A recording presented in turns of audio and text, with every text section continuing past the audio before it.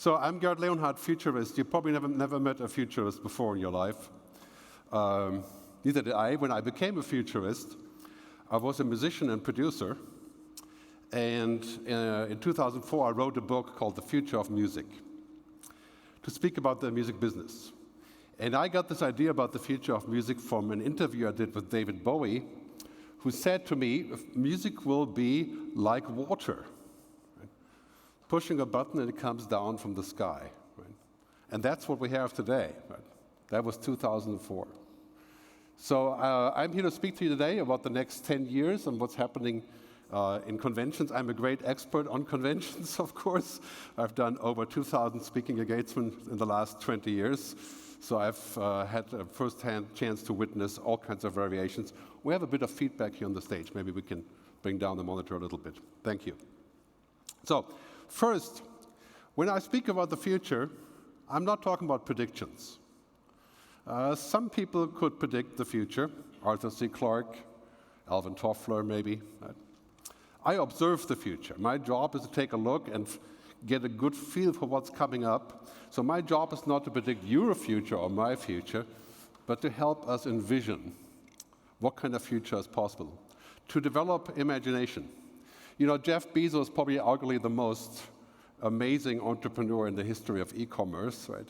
He said the other day, he looks at all the statistics and focus groups and facts, but in the end, he decides everything based on imagination and intuition. Because that's what humans do. You know, machines decide things based on data. And that data is taken from what they hear or see, so to speak, right? Humans don't really do that. Because we see the world like this. And this is why we're here, of course. Right? This is why it's so important to meet. Because our ears and eyes aren't on the screen. Right? They're much further than the screen. Even the most elaborate screen or image technology captures roughly 3% of the human eye. Right? And that's just the eye. You know, we have ears and senses and right? So there's a very big difference into envisioning. So last year, when I was at home in Zurich, thinking about the future, COVID, right? I couldn't travel, I couldn't do any speeches. So I was doing a lot of virtual speeches. And everybody I was talking to was saying, oh, the future is likely to be very bad, right? Because all these things are happening that are detrimental. Not just COVID, climate change, automation. So I traveled to Lanzarote, where I could still go back then. I made a film called The Good Future. And you can see it at thegoodfuturefilm.com. But one of the key messages in the future is this, right? We need to understand the future. We need to pay attention to it. You know, I can't tell you how many people I talk to, CEOs and people that run governments, right, who don't pay attention. They don't pay attention to their customers, not to their wives, not to their children. Right? They just kind of look straight ahead as to what the program is. Right? This is so important when you're running business events. Right? Paying attention to what goes on. Just paying attention to understand what people want. There's a great saying from a famous futurist, your mindset contains your future. The way that we think about things changes our reality. Another great saying is, as we see the future, so we act. And as we act, so we become. That's self-fulfilling prophecy, right? So if we think the future is bad, then very likely it will turn out bad for us. Right? Very important to think about it this way. So when I speak about the good future now, I meet a lot of people who are saying, you must be joking, right? The good future? No. COVID, climate change, the war. Have you heard about inflation, unemployment, automation? Right? And yeah, looking at the news, we get this. Not the good future, the bad future. Right? And believe it or not, that's 71% of young people between 20 and 40 around the world say the future is likely to be worse than today. Here's some research showing what young people think, 16 to 25, especially in India, Brazil, in the southern half of the globe, right? People have failed to care for the planet. The future is frightening. Humanity is doomed, and on from there. Right? And then, of course, we have people who are saying, oh, you know, the future is also bad, not just because of all of this, climate change anxieties, global warming, but because of automation. First, the robots will come and take our job, and then they will harvest our bodies for energy. I mean, this is what you hear when you watch Netflix, right? It's all dystopia. No need for meetings because, you know, we'll be in an artificial device spinning off energy. But I'm here to tell you two things. First, the future is coming at a mind-boggling warp drive. The things that we're inventing are truly science fiction. The fact that you can listen to Spotify on a 5G network in South Africa, well, most of the time, right? That's already kind of a bit science fiction, right? You can make free phone calls. You can appear in virtual places. I mean, it's basically exponential change, leaping. 4, 8, 16, 32. We're not crawling into the future. We're leaping into the future. Now we're inventing quantum computing, which is unlimited computing power. We're inventing a next-generation nuclear power, nuclear fusion, right, which has no pollution effects. Basically abundant energy, roughly 10, 15 years. We're probably going to learn how to prevent cancer using the same approach that we have with the vaccine, mRNA. Might not heal cancer, mind you, right, but prevent cancer. So I always say the future is better than we think. And it's really important to keep that in mind. To make that future better, it is not enough to have cool technology. This is what you get in Silicon Valley. I lived there 17 years. Basically in Silicon Valley, some of you may be from there, everything is a technology problem. Right? It's not. Technology is a tool. There's still policy and understanding how to use technology. Right? That's what we do, humans. So to give us some proof on this, Kevin Kelly, who was the founder of Wired magazine, he says we should be optimistic about the future, not because we have less problems. We don't have less problems, right? But our capacity to solve them is larger. Right? And that's so true if you're looking at just this, you know, the biggest technological transformation in human history. I mean, this is just a little bit of an excerpt. Here we have $5 trillion innovation platforms. Genetics, genome sequencing, blockchain. Imagine all the events that are going to happen on these topics, right? I mean, mind-boggling speed. And climate change? Look at this chart. The next 10 years, climate technology is going to roughly take 2 or 3% of global GDP to solve this problem. But we can. We have the tech. It's kind of sad and interesting and invigorating at the same time to see that we have all the tools, but so far we kind of lack the will, right? So that a little piece of that we have to add to this. But the science is all here. So as we go in this kind of Blade Runner future, basically the next 10 years will bring more change than the previous 100 years. It's important to keep in mind what kind of things are happening here as we're heading the sort of warp drive into this future. First, there's 3 revolutions. You probably have observed most of them. The digital revolution. Everything is getting connected, everything is getting virtual, everything is becoming possible, parenthesis. Right? The sustainability revolution. This is happening right now. Basically, in 10 years, by 2030 even, if you're not sustainable, circular, green, to the core, you won't exist. Okay? Customers will hate you. People will boycott you. We see that already right now. In 10 years, by 2030, investing in oil and gas will probably be considered a crime. I'm not kidding you, because this is what's going on today. Right? And then we have the human revolution. We'll live longer. We can change our genome. Think about that for a second. Right?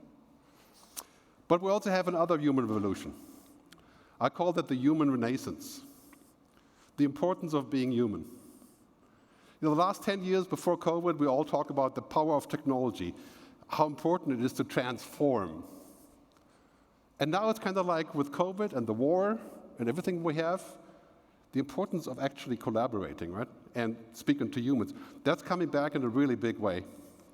So this has great impact on all of your business. Because this is not just about business or society, this is about how people get together and why. The central question you must answer when you're speaking about conventions, business events, right, is the why question. Why do I go there? Right? I've wondered many times when I go speak at places, especially years ago, why do people come here? I mean, I see why I'm going, and I'm the speaker, but what is the reason they're doing this? And often I thought, okay, they go because they have been going for 30 years, right? But that's not enough. And now the bar is raised. We have to perform better, and now the world is becoming a different place. Just look at the news around us, right? How people want sustainability, how people are asking for sustainable fashion. All this stuff happening all around us, mind-boggling speed. And number one audience that changes this is the millennials. Roughly 25 to 40, quite a few of those here, right? Those are the people coming into power. And they will make different decisions. And they're quite familiar with using technology, of course, and so is the Gen Z. So that's really a very, very big shift that we're going to see here. So let me talk about what's happening with reality, IRL, you heard the geek term, in real life, right? And virtuality. And virtuality is the idea that I can do whatever I do in real life in virtual life. Right? And that, of course, is exploding because simply if it works, there would be trillions of dollars in the coffers of the companies allowing it. For example, Facebook. I'll show you some examples here shortly. Right? But this is the basic concept. If you ever get a chance to try Oculus Rift or Microsoft HoloLens in a Microsoft store, you should give it a try. So you know what flight simulator syndrome looks like, when you're, wearing this, getting disoriented. It's very interesting to get used to this. But this is becoming a very big deal. It's not only with wearing those bulky televisions on your head, right? It's also having that stuff on your eyeglasses. Like right now, I can see all your LinkedIn profiles. No, just kidding. But I could, in principle, right? That's possible, right? In fact, Apple is launching those glasses that allow us to overlay information. Imagine that for meetings. It could be a total nuisance, right? Or it could be amazing. Remember all the people that you keep forgetting? Right? There could be a flag saying, hey, important person here to the right. Right? So you know to suck up to. So this is, of course, an important question. Virtuality is kind of like a simulated experience, right? Existing only in the mind. A self-designed experience. But there are many crossovers. If you're a gamer, if you're into gaming like World of Warcraft, or you know exactly what I'm talking about, right? It can be very addictive. It's like a new reality that you can go to. And so really what it is, all of those things together, immersive interfaces, extended reality, digital reflections, different sounds. Here's a short clip from Facebook Horizons. It's a workspace for the metaverse. Shared physical space, those chance interactions that make your day, all accessible from anywhere. Now imagine that you have your perfect work setup and you can actually do more than you could in your regular work setup. And on top of all that, you can keep wearing your favorite sweatpants.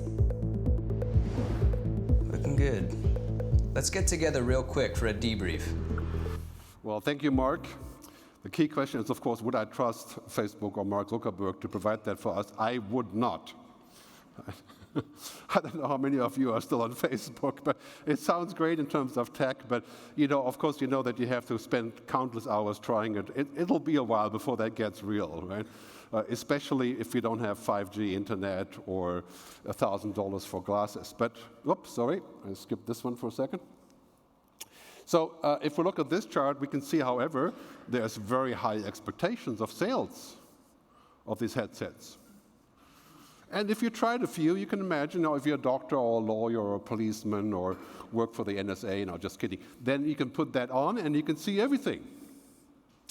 Like Tom Cruise in Minority Report, you can pull out the data and say, wow, look at all these people. I can look at all their data. Okay. So looking at this, however, there's a tiny problem. When we're thinking about what is next here, and that is the problem of what has sometimes been called the nature deficit disorder. Right? So we live in nature, but we have all these devices. And very soon we have what's called the sofalarity, which is, living on the sofa. And then we have this world that we can literally escape to. Right? Mark Zuckerberg actually says that we're going to spend most of our time in the virtual world in the future.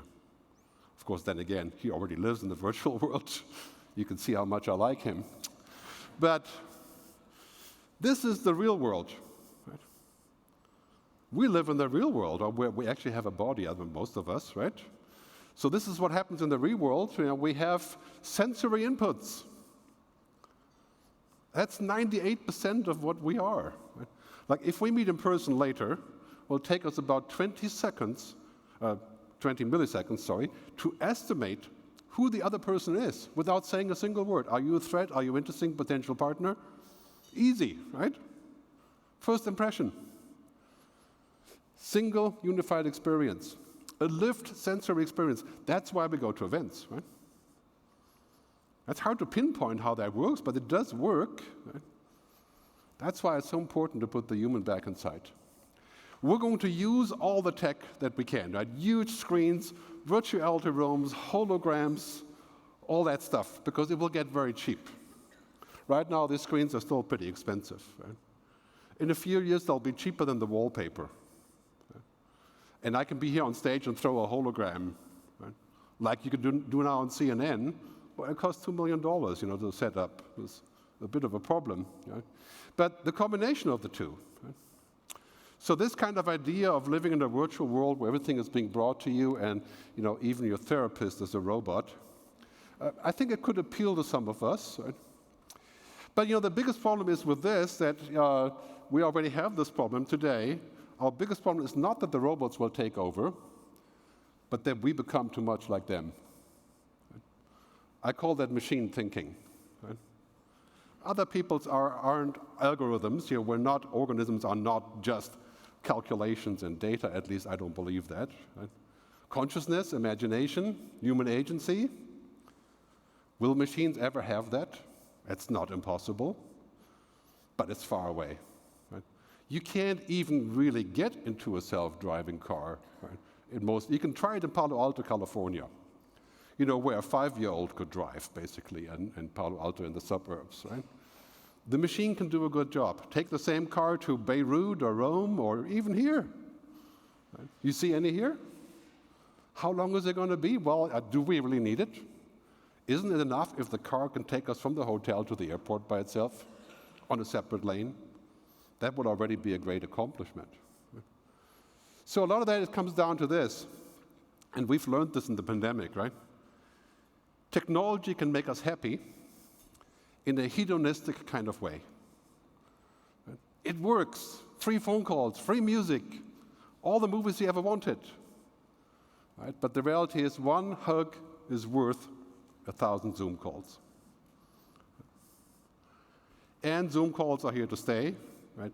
Virtuality is here to stay, but it's not going to substitute what we really want. Right? It could, however, if you're into gaming, right, and if you're a younger generation, eventually get to the place where it's a pretty powerful substitute. Right? It could. But that would be an interesting angle. I think that's pretty far away in terms of technology. And this kind of idea where the AI, the artificial intelligence, tells us what to do, we already have that. It's called Google Maps. Right? And all of you are looking at Google Maps saying, well, that's really interesting, but I don't believe can't be right, right? It's stupid. The other day, a Swiss couple went to Rio de Janeiro. They took Google Maps to go to their hotel. Right? The Google Maps said, okay, you have to go straight through the biggest favela, right? The slum in Rio de Janeiro. It's the shortest way, right? Everybody knows you don't go there after 5 p.m. Right? They were robbed and almost killed. Right? So a lot of people are, we can trust technology, but only to some degree, and we certainly don't want technology to provide like a happiness kit for us, to analyze what we are. This is not how life works. Right? If you look at the most advanced computer systems, 2 or 3% of reality they can capture. That's interesting, right? It's powerful. But our reality is still quite different. And this is why the two actually make a very good match. So we have a world where we do this. I mean, if you have a setup like this, consider yourself lucky, right? And we're going to hold meetings and conventions there. That's some of us. These days, we want to get back to in person, of course, because of the past, right? But how do we connect these two? And how real is it? And, when we look at the past, a lot of people have thought that humans are essentially fancy machines, So then it would work, because we can just be with other machines. But the reality is a lot more complex. We're living in this world now. Cloud computing, big data, language translation. In a couple of years, we'll be sitting here and I can speak in German and it comes out in Swahili, perfectly. You can kind of do that now, but I would have to speak cut it up into one sentences for that to work. But it kind of works now. So the important part here really is this one. We should not think that, our real life is useless because we have a digital life. That's like saying you're going to do online dating, and then the actual date will also happen online. That's been tried in the movie Her. You've seen the movie Her, right? Well, what happens is when you go to the date after you've done the perfect match online, 20 seconds into the date, you realize that, no, just not correct, right? And why is that? Because the most important things in life aren't that obvious, right? They're interesting, right? Just like Google Maps, it's a great tool. So we have to rehumanize conventions, get-togethers, while at the same time we bring up the fanciest tech we can think of, right? Because people get excited about that stuff. People love to take experiments there, but this is really what it comes down to. And also protect what makes us human. What makes us human?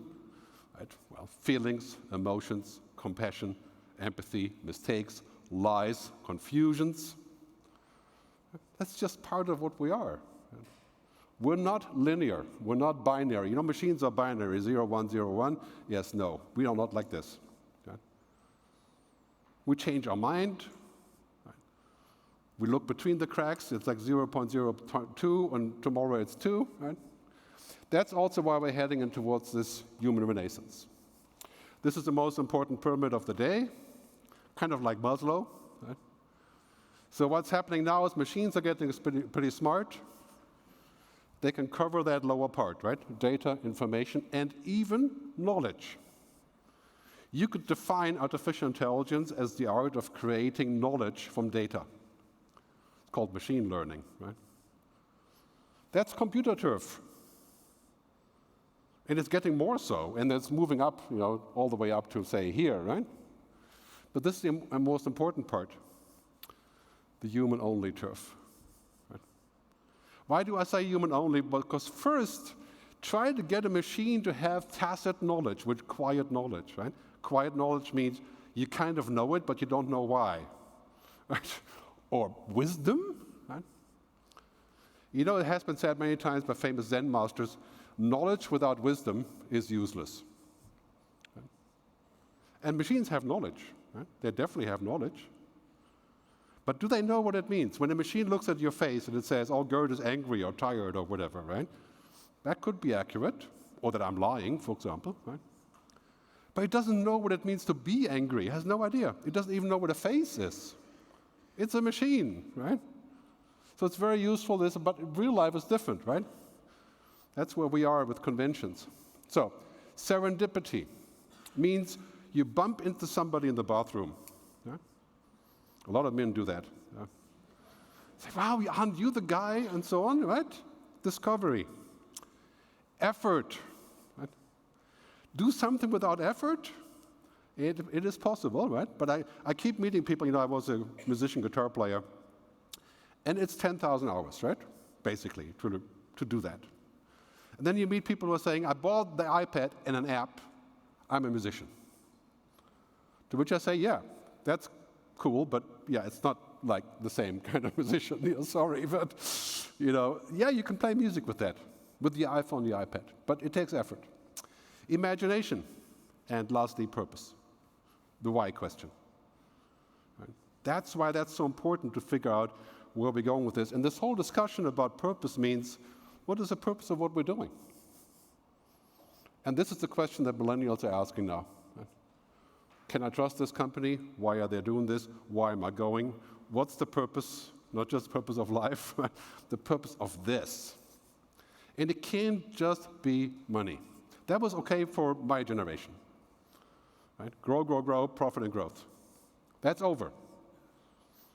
And now the question is, what's people, planet, purpose, prosperity? So to get excited about that future, right, it means that when we go digital, and the world is going digital at fast pace, right? It's your story, your people, your purpose, and your experience that matters most. It's not the fancy tech. Of course, without fancy tech will also be an issue, I keep saying, right? But it's both, right? It's all that stuff. So we have this book from 1999 called The Experience Economy. Right? And it shows pretty much what's happening today, right? We're moving up in the world from goods and services to experiences to transformations. This is where the value is. You want to run a great event or a show or whatever you're putting on, it's going to have to be here. It can't be a commodity, that's for sure, right? Services, experiences, transformations. Which things have transformed our lives? Well, in a sort of minor way, Spotify, for example, right, has transformed the way that we listen to music, has educated us into different ways. Tesla has shown us that we can have a giant screen that runs the car, right? It's just software, right? It's not the diesel engine. Right? So a great example here in Orlando Airport called the Moment Vault. Right? In this airport, you can go in here and you can interact with the fish. Right? It's kind of a gimmick, yeah? But people are very excited about this. Yeah? It's kind of you go into this room, and it's a big setup, of course, right? You have nice music, and you can sort of play with the fish. Right? It's an experience you remember. And of course, the ultimate experience, Tesla, right? This is the Tesla opening party of the plant in Texas, right? I mean, the whole thing is like, I don't know, Woodstock, right? It's kind of like, and it shows you everything, you know? And I mean, this is the ultimate experience. When you drive the Tesla, I mean, personally, I don't like the Tesla, but when you drive it, the experience is not like another car. At least it wasn't until the other ones caught up, right? Tesla is the master of experience. That's why they're outselling BMW and Mercedes 2 to 3 to 1. Right? So, I wrap up with the future of events. First, if we're looking at this, what happened to the car companies, right? From the gasoline thinking, I call it gasoline thinking. You know, a car makes noise, you put gas, you drive, right? Now it's this, right? It's an app. Right? One's destination is never a place, but a new way of seeing things. If you're going to be successful in events, you have to find new ways of looking at things. Not reheat the old way. I can't tell you how many times I talked about this 5 years before the pandemic, how most conventions were so utterly old-fashioned and boring, right? Can't figure out why they're still here. Right?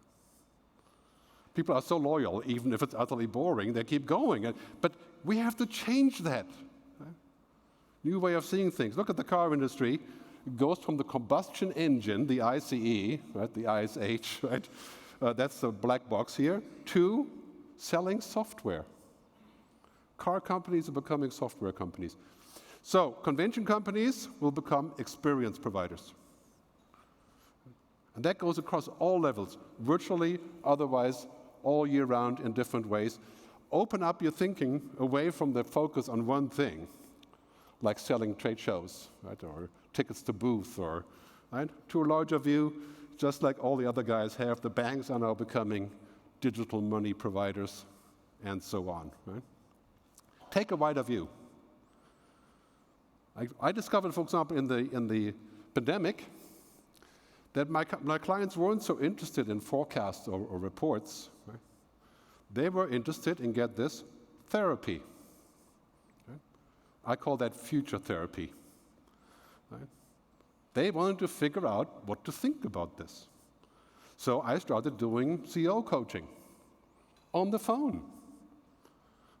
So it's a perfect fit. It's completely different than giving speeches, obviously. Right? So, Mark Benioff, CEO of Salesforce, says you need to get to the future ahead of your customers and be ready to greet them when they arrive. That is so important. I'm not talking about 10 steps ahead. I'm talking about 1 or 2.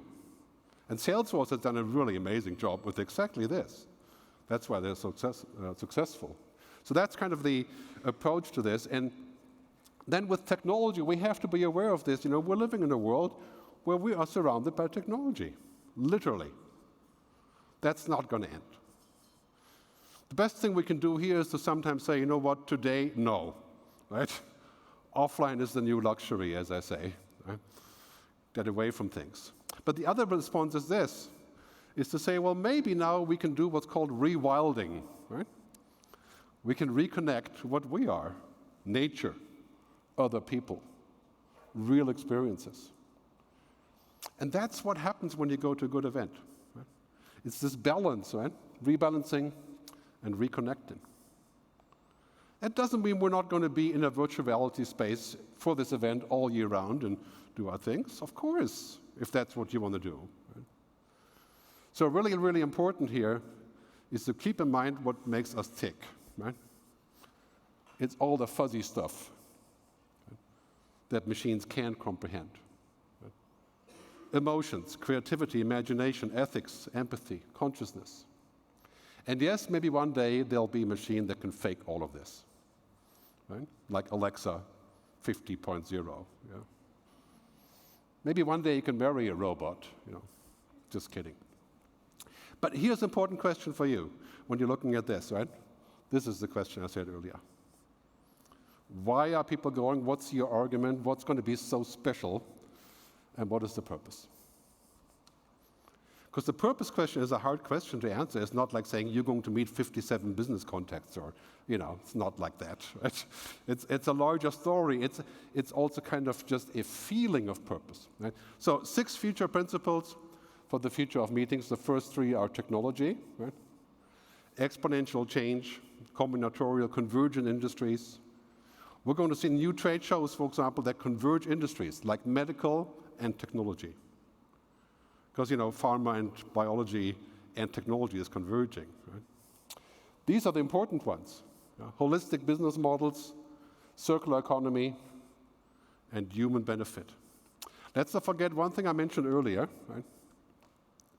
Green is the new digital. You think it's going to be cool if you just use a lot of technology? That's already considered normal, right? Now, this is the topic. Right?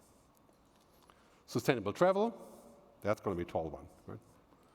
We're going to see carbon tax on every single airline flight that we take, mandatory, starting in Europe. We're going to see a carbon tax on eating meat, not in America, but in many other places. That's because we have to somehow fund the way out of the climate change debate. We may even see a mandatory carbon tax for all of European citizens, 2 or 3%, until we're out of the jam. Because what is the alternative? Right? 2-degree warming, that's going to be tough for many of us. But 4 or 5, we're talking about 600 million climate refugees. That's our kids we're talking about here, right? Not 50 years, but 20 years. So that is imperative. That means reducing waste, reducing pollution, finding new ways to travel, carbon offsetting, the whole thing. Doesn't matter what it costs. Because in the end, that's what it's all about, right? It's developing a wider view. So, summary real quick. This handshake between humans and machines, right? That's what it comes down to. The handshake means, on the one hand, we will have lots of things that are kind of based on technology. Like I said earlier, fancy screens, amazing technology, real-life translation. Imagine you can have an event where you have an app and an earpiece that you just dial, Lithuanian, and it will just deliver it, right? I mean, that would be a great asset to have. Virtuality, pandemic safety measures, really, really crucial. I mean, that's obvious, right? But that's going to prevail for quite some time. Hybrid attendance, right? Year-long engagements. And on the other side, of course, all of this, right? Powerful speakers, of course, that's a must, right? skilled presenters, right? Unique content, great food, right? All the things that make us tick. Yeah? So it comes down to the same conclusion on both sides, right? Experiences and transformations, the same then here. That's the goal. Because remember then, when you think back to one of the key events in your life, chances are it was maybe a concert or an event or meeting somebody, of course, right? Where you said, that was amazing, yeah? Changed my life. And that's really what you want to do. So the bottom line on this is, just to instill a sense of hope, the doors aren't closing on us. It feels a little bit crowded sometimes, you know, when it seems like everything is changing. They are opening, right? Allowing us to do new things, using new possibilities with a new purpose. Hence, the future is better than we think. And the other thing, of course, here is we have to learn to what I call flipping the VUCA. You know what VUCA is? Volatility, uncertainty, complexity. That's our new normal, and now this is our new normal. Turn the VUCA around. Velocity, speed. Unorthodoxy, breaking the rules. Right? Think Richard Branson, Bill Gates, Steve Jobs, technology companies. Co-creation. The last word is the best one, good old American word, that awesomeness. Right? I don't think we have a German word for that. But it's a great word to have because that's what we want, right? We don't want this to be just, yeah, it was okay, like, you know. No, it has to be awesome. Right? Just like I think that's what you're trying to create here. So that's the bottom line, huh? Speed, unorthodoxy, co-creation. Okay. Buckminster Fuller, my favorite futurist, said, we are to be called architects of the future, not the victims of the future.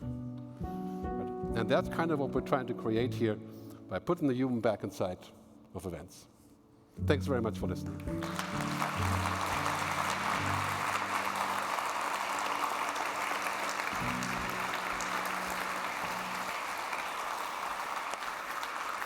Thank you very much indeed, Gerd, for a really insightful discussion. Now, we've had loads of conversation and chat inside the app. Hello to Sonia in Switzerland. Hello to Jasna in Slovenia. Hello to Alison in Germany. Thanks for dialing in and joining us.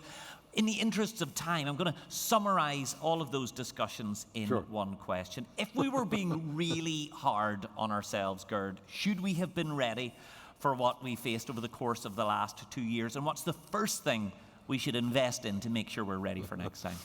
Yeah, I mean, humans tend to be more reactive on those kind of things. Like, we knew that, of course, Ukraine, Russia, we knew that was coming for 30 years, basically, right? We knew that pandemics were coming. We choose to defund the organization, the viral organization in the US, right? What's it called? The whatever. That was defunded, but we choose to ignore it. So now we're learning that to be prepared is important, right? And to take precautions is important. And we're learning from all of these things that it's better to have more foresight. Right? So now I think we're ready to making very big steps in this direction. Like, we can sort of observe that the readiness to make a change when there's a crisis is big. Right? The way that humans change, as I'm sure you know, pain and love. Right? We've had pain, lots of pain in various places, and now we're falling in love with new ideas. And that's going to drive sort of a recovery. I predict next year, I foresee, next year we're going to see sort of a strange golden era. You know, to where all the things that have broken apart are being reassembled. And that's going to create a whole bunch of momentum in different ways. Also more need to meet, because many things you can do on the screen, but to really cook up things and to really do things, you know, that's something that happens between humans. I think we couldn't agree more. Ladies and gentlemen, please join me in thanking Gerd for a really excellent session. Thank you so much indeed.